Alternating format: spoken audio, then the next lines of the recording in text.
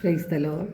സ്നേഹമുള്ളവരെ, ഇന്ന് നാം ചിന്തിക്കുന്നത് നമ്മുടെ പ്രാർത്ഥനകൾക്ക് ഉത്തരം ലഭിക്കാൻ വൈകുന്നത് എന്തുകൊണ്ടാണ്, അതായത് ദൈവിക പദ്ധതിയുടെ കാലതാമസം എന്തുകൊണ്ടാണ് എന്നതാണ്. വിവിധ തരത്തിലുള്ള പ്രതിസന്ധികളിലൂടെയാണ് നാം ഓരോരുത്തരും കടന്നു പോകുന്നത്. നമ്മുടെ പ്രാർത്ഥനകൾ ദൈവം കേൾക്കുന്നില്ലേ എന്ന് പലപ്പോഴും നമുക്ക് സംശയവും തോന്നും. എന്നാൽ എല്ലാ ഉത്തരങ്ങളും ദൈവത്തിന് തരാൻ കഴിയും. ദൈവമെല്ലാം അറിയുന്നു, കാണുന്നു, കേൾക്കുന്നു. എന്നാൽ നാം പ്രാർത്ഥിക്കുമ്പോൾ നമുക്കുണ്ടാകേണ്ട ചില മനോഭാവങ്ങളെക്കുറിച്ച് ദൈവം സൂചിപ്പിക്കുന്നുണ്ട്.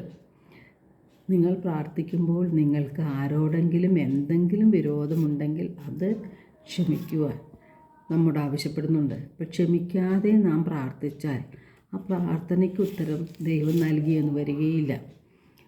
അപ്പോൾ നാം ക്ഷമിച്ച് വേണം പ്രാർത്ഥിക്കുവാനായിട്ട്. അതുപോലെ തന്നെ പ്രാർത്ഥിക്കുമ്പോൾ നമുക്ക് വിശ്വാസം വേണം.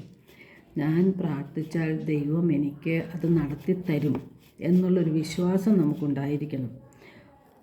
കൂടാതെ എളിമയുള്ളൊരു മനോഭാവത്തോടെ ആയിരിക്കണം നാം പ്രാർത്ഥിക്കേണ്ടത്. നാം ചുങ്കക്കാരൻ്റെയും ഫരിസേൻ്റെയും പ്രാർത്ഥന നാം ബൈബിളിൽ കാണുന്നുണ്ട്.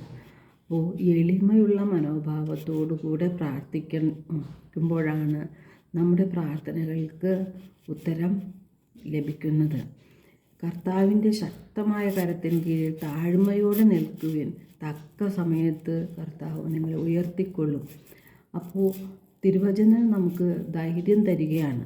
തക്ക സമയത്ത് ദൈവത്തിനറിയാം ഓരോരുത്തർക്കും എന്താണ് വേണ്ടത് എന്ന്. അത് തക്ക സമയത്ത് ദൈവം തരിക തന്നെ ചെയ്യും. പിന്നെ സ്ഥിരതയോടെ വേണം നാം പ്രാർത്ഥിക്കാൻ. ആദ്യമൊക്കെ പ്രാർത്ഥിക്കുമ്പോൾ ചിലപ്പോൾ നമുക്ക് കാര്യം സാധിച്ചു കിട്ടിയില്ല എന്ന് വരും.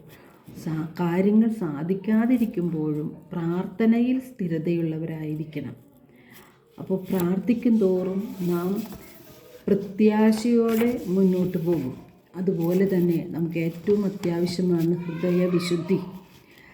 നാം ഹൃദയത്തിൽ കാപട്യം വെച്ചുകൊണ്ട് പ്രാർത്ഥിച്ചാൽ അത് ദൈവത്തിന് സ്വീകാര്യമാവുകയില്ല. നമ്മുടെ ഹൃദയം മറ്റെന്തിനേക്കാളും കാപട്യമുള്ളതും ദുഷിച്ചതുമാണെന്ന് ജെറമിയ പ്രവാചകനിലൂടെ കർത്താവ് അരുളി ചെയ്യുന്നുണ്ട്. നിങ്ങളുടെ ഹൃദയത്തിൽ നിന്ന് ദുഷ്ടത കഴുകിക്കളയുക. എത്ര നാളാണ് ഈ ദുഷിച്ച ചിന്തകളും പേറി നടക്കുന്നത് എന്ന് കർത്താവ് ചോദിക്കുന്നുണ്ട്. അപ്പം അതുകൊണ്ട് നമുക്ക് ഹൃദയ വിശുദ്ധി വരുത്തിയ ശേഷം, ക്ഷമിക്കാനുള്ളവരോട് ക്ഷമിച്ചതിന് ശേഷം സ്ഥിരതയോടെ വിശ്വാസത്തോടെ പ്രാർത്ഥിക്കുമ്പോഴാണ് നമ്മുടെ പ്രാർത്ഥനകൾക്ക് ഉത്തരം കിട്ടുന്നത്. ദൈവത്തിന് നമ്മളെക്കുറിച്ചൊരു പദ്ധതിയുണ്ട്. അത് നമ്മുടെ നാശത്തിനുള്ള പദ്ധതിയല്ല, ക്ഷേമത്തിനുള്ള പദ്ധതിയാണ്. അത് നമുക്ക് ശുഭകരമായ ഭാവിയും പ്രത്യാശയും നൽകുന്ന പദ്ധതിയാണ്.